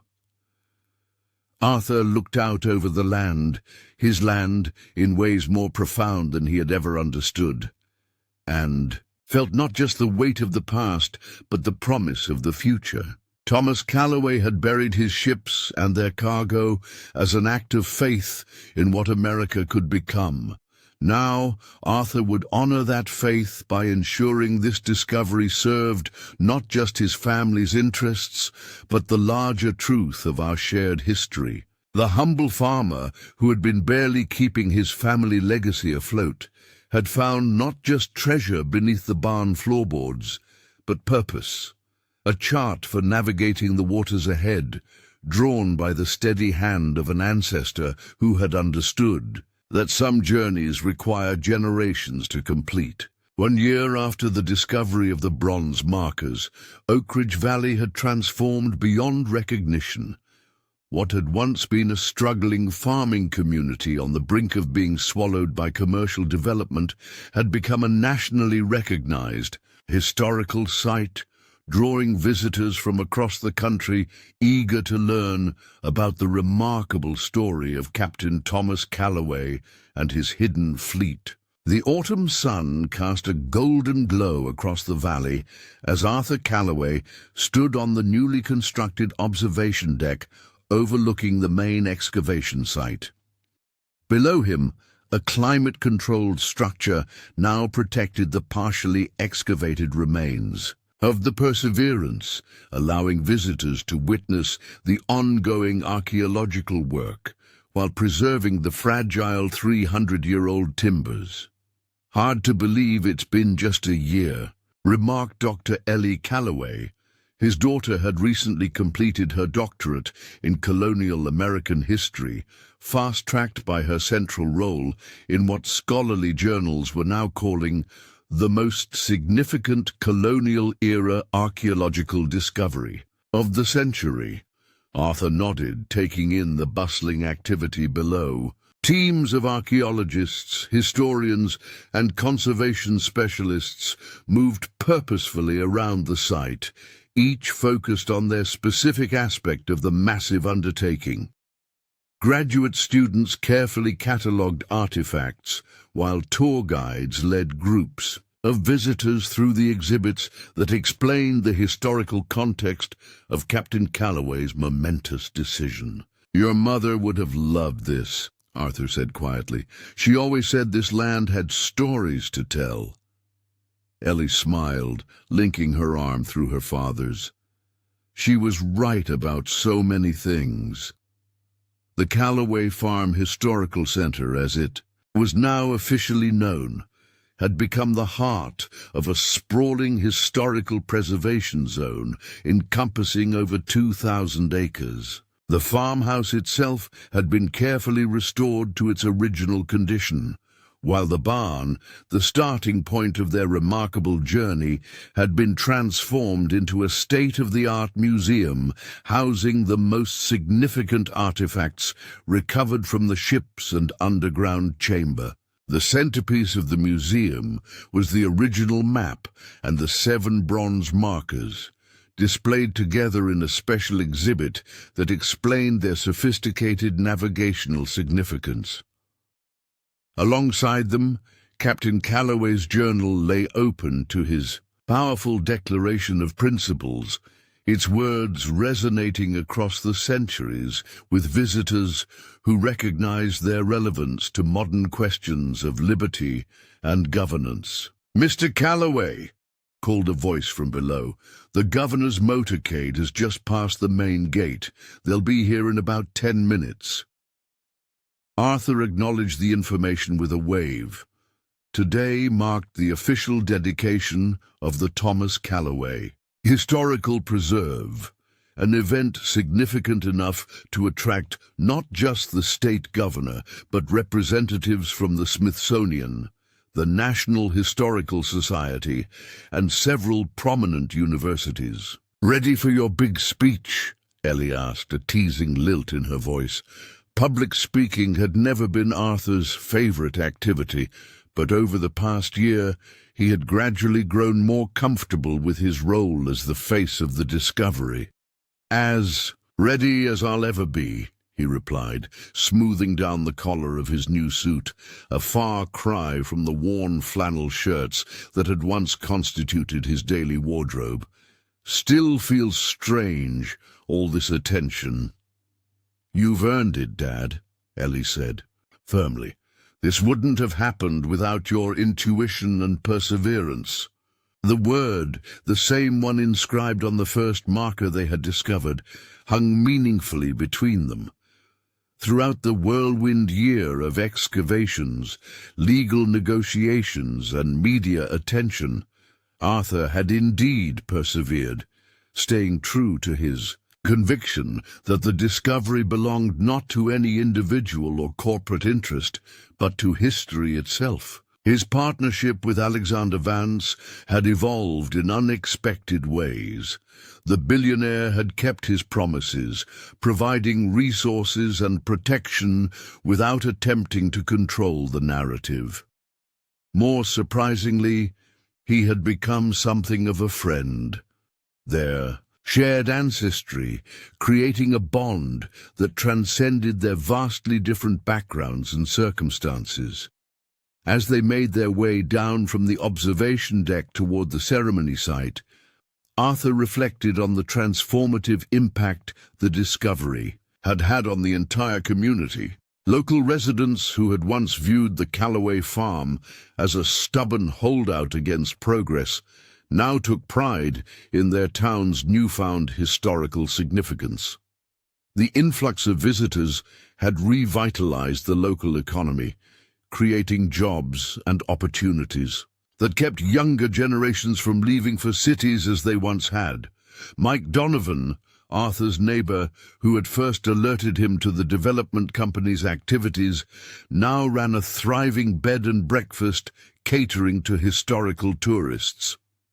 The general store had expanded to include a section dedicated to books and merchandise related to colonial maritime history. Even Betty's Diner, the town's longtime gathering spot, had been renamed the Captain's Table and featured menu items inspired by 18th century ship fare. The ceremony site had been set up near the original oak tree where they had found the first marker. Rows of chairs faced a podium, behind which stood a veiled monument. Arthur recognized faces in the growing crowd. Locals who had known him all his life, historians who had become colleagues over the past year, and reporters from national media outlets who continued to follow the unfolding story. Sarah Jenkins, whose timely intervention had been crucial in protecting the discovery, waved from where she stood with a group of county officials.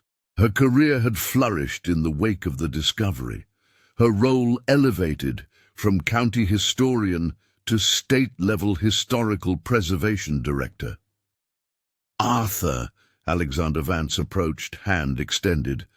Unlike their first meeting, there was genuine warmth in his greeting.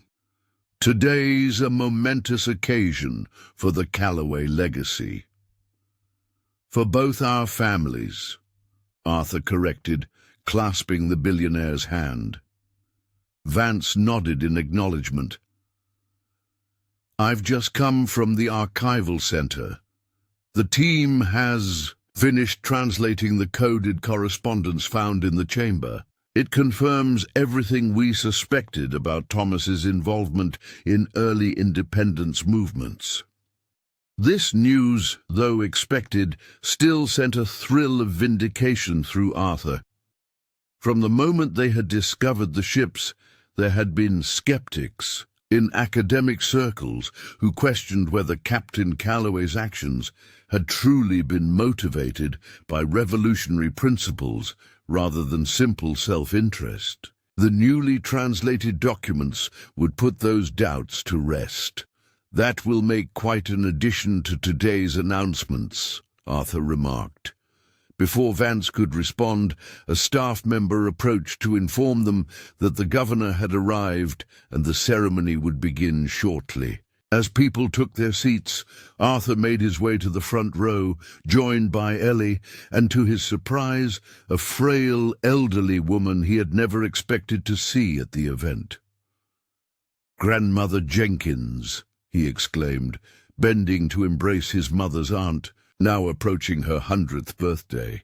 "I didn't know you were coming." The centenarian's eyes twinkled with mischief. "And miss seeing my nephew honored by the governor. Not a chance." Her presence was particularly meaningful because she represented the oldest living link to the Calloway family history. A history that had suddenly become far richer and more significant than any of them had imagined. The ceremony began with the expected formalities, welcoming remarks from local officials, acknowledgements of the various agencies and institutions involved in the preservation effort, and a detailed explanation of the historical significance of the discovery by the state archaeologist. When it came time for Arthur to speak, he approached the podium with a newfound confidence. Looking out over the assembled crowd, he set aside his prepared remarks, deciding instead to speak from the heart. "1 year ago," he began, "I was a struggling farmer with little more than my family's legacy and my own stubborn determination to sustain me. When I pried up those floorboards in my grandfather's barn, I was simply making a repair, one of countless repairs I'd made over the years to keep our modest farm functioning." He paused, glancing at the veiled monument. What I found beneath those boards wasn't just a map or a historical artifact. It was a connection, a bridge across time that linked me directly to an ancestor I never knew I had, to a history I never knew was mine to claim. The crowd listened in attentive silence as Arthur continued. Captain Thomas Calloway made a choice in 1763 that required tremendous courage. He chose to hide resources that could have made him personally wealthy because he believed they would someday serve a greater purpose. He chose to look beyond his own lifetime, beyond even his children's lifetimes, toward a future he could only imagine. Arthur's voice grew stronger, conviction resonating in his words. "What we've uncovered here in Oakridge Valley isn't just ships and treasure and documents, remarkable as they are. We've uncovered a legacy of foresight, courage, and faith in future generations. Thomas Calloway believed enough in the America that could be that he was willing to sacrifice for it, to plan for it, to preserve resources for a struggle he knew was coming but might not live to see." He gestured toward the excavation sites visible in the distance. These ships and their cargo weren't buried as an act of theft, as historical records incorrectly claimed for centuries. They were entrusted to the future, an investment in liberty, made by a man who understood that some values transcend immediate self-interest. The parallels to Arthur's own choice to decline Vance's initial offer of immediate wealth in favor of preserving the historical integrity of the discovery were not lost on those present. Many in the audience nodded in appreciation of the symmetry between ancestor and descendant. In these divided times, Arthur continued, when short-term thinking often prevails over long-term vision, when immediate profit frequently trumps preservation, Captain Calloway's example reminds us that the choices we make today can echo for centuries. He couldn't have known exactly who would find his carefully hidden legacy, but he trusted that when the time was right, someone would complete the journey he had begun. Arthur turned slightly to acknowledge Ellie, Sarah, and Vance. None of us could have navigated this discovery alone.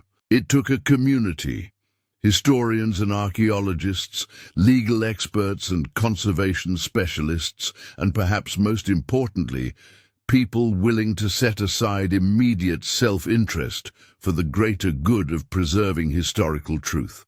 As he concluded his remarks, Arthur felt a profound sense of rightness, as if his entire life had been preparing him for this moment of stewardship, not just of land or artifacts, but of truth itself. The governor spoke next, officially designating the Thomas Calloway Historical Preserve as a state landmark, and announcing a substantial educational endowment to ensure ongoing research and public access. Then came the moment for the unveiling of the monument that would permanently mark the site. Arthur, Ellie, and Vance together pulled the cord, revealing a bronze statue of Captain Thomas Calloway standing at a ship's wheel, his gaze fixed on the distant horizon. The base of the monument bore the words found on the 7th marker, "Truth shall rise," along with a newly commissioned plaque that told the story of both the captain's actions in 1763 and their discovery 3 centuries later. As the formal ceremony concluded and guests began to mingle, Arthur found himself approached by a distinguished man he recognized as the director of the National Maritime Museum. "Mr. Calloway," the director began, "I've been following your remarkable discovery with great interest. What your team has uncovered here doesn't just fill gaps in our historical knowledge, it fundamentally reshapes our understanding of pre-revolutionary organization and planning." Arthur nodded, having heard similar assessments from other historians over the past year. "But there's something else that makes this discovery unique," the director continued.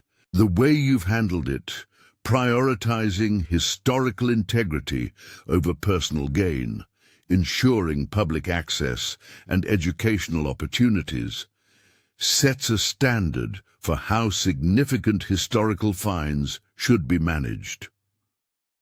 "I had excellent advisors," Arthur replied modestly. "Perhaps," the director acknowledged, "but the initial choices were yours, and I believe those choices reflected the same spirit that motivated Captain Calloway centuries ago, a commitment to principles larger than self-interest." As the conversation continued, Arthur realized that the director was offering more than compliments. He was proposing a formal partnership between the Calloway Preserve and the National Maritime Museum, including traveling exhibits that would bring elements of their discovery to audiences nationwide. The reception following the ceremony spilled onto the grounds surrounding the farmhouse, with guests touring the museum exhibits and excavation sites. Local caterers served a menu inspired by colonial-era cuisine, while musicians performed period-appropriate music.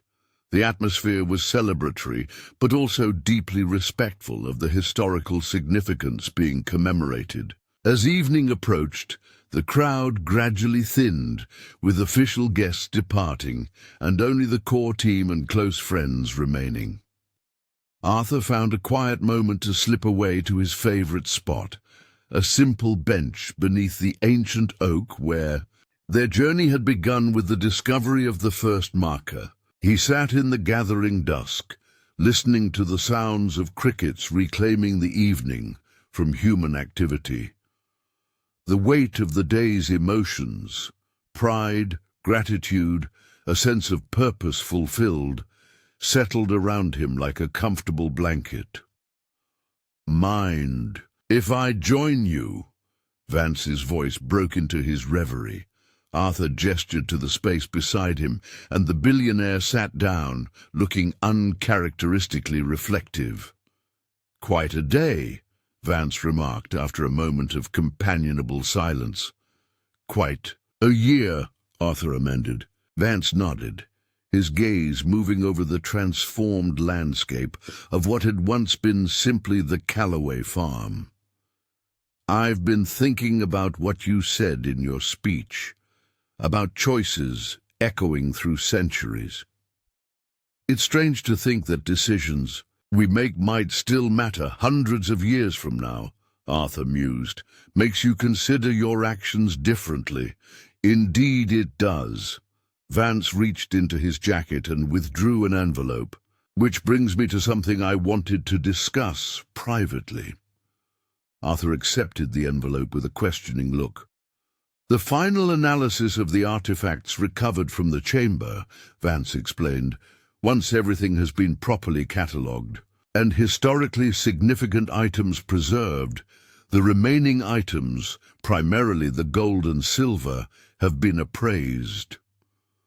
Arthur had deliberately avoided focusing on the monetary aspects of the discovery, concentrating instead on its historical significance. But the partnership agreement entitled the Calloway family to a percentage of any treasure recovered after historical preservation requirements were met. "The total value exceeds our initial estimates," Vance continued. "Your family's share comes to approximately $78 million.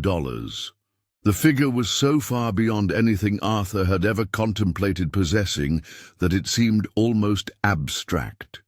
Even after a year of adjusting to the new reality brought by their discovery, such wealth remained difficult to conceptualize.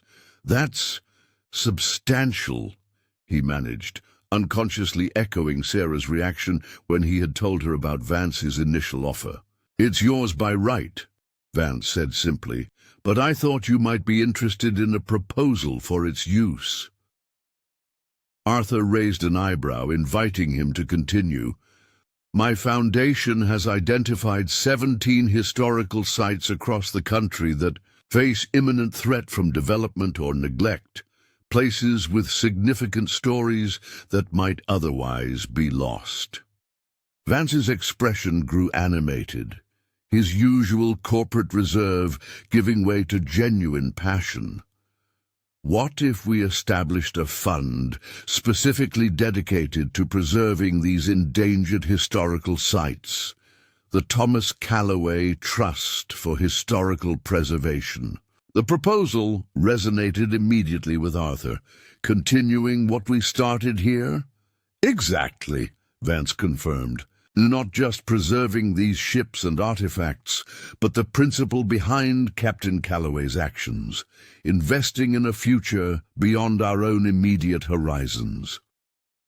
As they discussed the details of what such a trust might accomplish, Arthur felt a deep sense of rightness. The wealth that had been hidden beneath his land for centuries would now serve a purpose that honored its origins, preserving American history not just in museums, but in the physical places where that history had unfolded.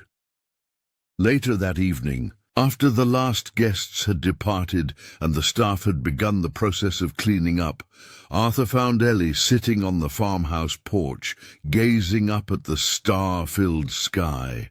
"Vance told me about his proposal," she said as he settled into the chair beside her. "I think great-great-great-great-grandfather Thomas would approve." Arthur smiled at her simplified calculation of their ancestral distance from the captain. "I think so too. It's not what I expected, you know," Ellie admitted after a moment.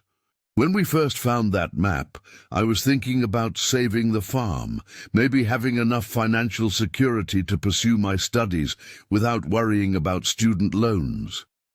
And now? Now I'm thinking about legacy." She turned to face him, her expression earnest in the porch light. "Not just what Thomas Calloway left for us, but what we're going to leave for those who come after us. How the choices we make now will echo forward, just like his did." Arthur nodded, understanding perfectly. The past year had expanded his vision beyond the boundaries of his own life and concerns, teaching him to think in terms of generations rather than seasons. The following morning brought a new wave of visitors to the preserve, not dignitaries or media this time, but ordinary people drawn by the previous day's news coverage of the dedication ceremony. Arthur watched from the farmhouse porch as families with children, history enthusiasts, and curious travelers explored the exhibits and walking trails that now crisscrossed his property. Among the visitors, he noticed a group of high school students accompanied by their history teacher. As they gathered near the oak tree, the teacher explained the significance of the bronze markers and how their astronomical alignment had been key to understanding Captain Calloway's sophisticated mapping system. The students listened with varying degrees of interest until the teacher said something that captured even the most distracted teenager's attention. "This isn't just a story about hidden treasure. It's a story about someone who believed so strongly in principles that he was willing to risk everything, his reputation, his fortune, possibly even his life, to protect resources that would serve a cause he might never live to see succeed." One student raised her hand. "So he buried all this valuable stuff, knowing he probably wouldn't be the one to benefit from it? Why would anyone do that?" The teacher smiled. "That's the most important question of all, isn't it?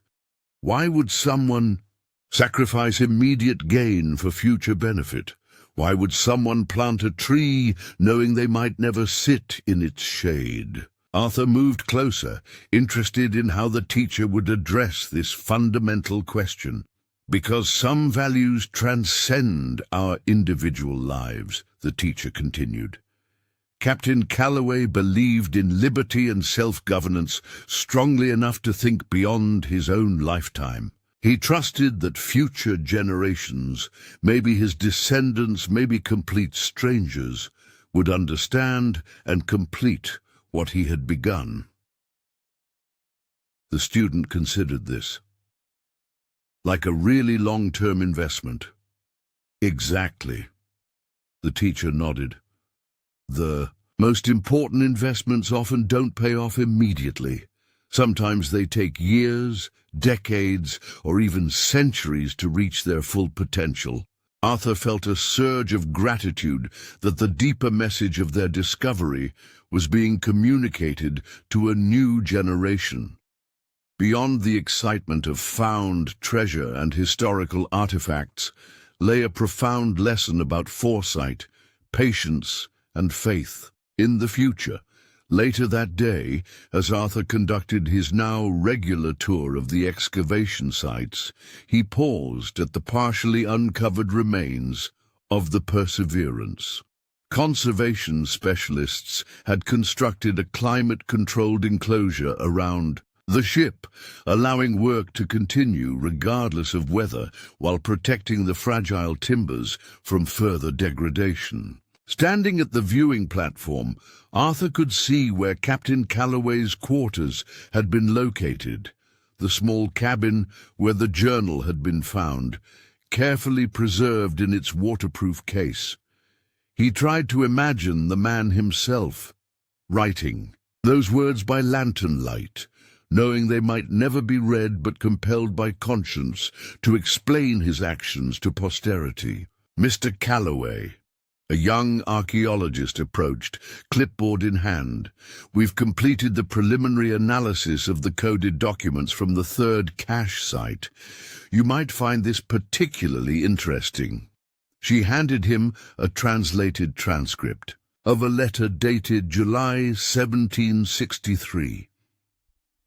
Arthur read with growing amazement as Captain Calloway detailed his communication with several founding fathers, including a young Thomas Jefferson, regarding the philosophical underpinnings of what would later become revolutionary ideology.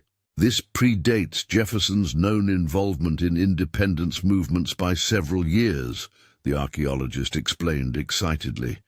It suggests the networks of revolutionary thought were far more developed and interconnected than previously understood. Arthur carefully returned the transcript, overwhelmed by the continuing revelations emerging from their discovery. He wasn't just hiding resources, he said quietly. He was protecting ideas, dangerous ideas for their time. Precisely. The archaeologist agreed. Ideas that would eventually reshape the world. As Arthur continued his rounds, speaking with researchers and greeting visitors, he reflected on the power of ideas to transcend time. How concepts of liberty and self-determination had passed from generation to generation, sometimes flowing openly, sometimes hidden beneath the surface like the ships buried in Oakridge Valley, but always moving forward toward their ultimate expression.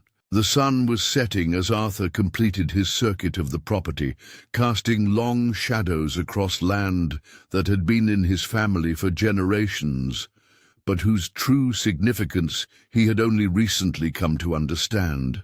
The modest farm that had sometimes felt like a burden to be carried had revealed itself as a sacred trust, a vessel carrying precious cargo across the ocean of time. In the distance, he could see Ellie leading a group of university students through the archaeological laboratory, where artifacts were being catalogued and studied. Her expertise and passion were evident even from afar, her hands animating her explanation of the conservation techniques being employed. Arthur smiled, recognizing in his daughter the same dedication to truth and preservation that had motivated Captain Thomas Calloway centuries before. The legacy had found worthy caretakers in its journey through time, people who understood that some treasures are measured not in gold or silver, but in courage, foresight, and faith in generations yet unborn. As darkness settled over Oakridge Valley, lights came on across the historical preserve, illuminating pathways between exhibits and casting a warm glow through the windows of what had once been simply the Calloway farmhouse, but now stood as the gateway to a national treasure. Arthur thought about the bronze markers that had guided their discovery, each bearing a word that together told a story: perseverance, providence, restoration, legacy, justice, reclamation, truth shall rise. Words chosen by a sea captain centuries ago now spoke directly to the present, reminding all who encountered them that the most valuable treasures are not those we keep for ourselves, but those we preserve for others. That true wealth lies not in what we possess, but in what we protect and pass forward.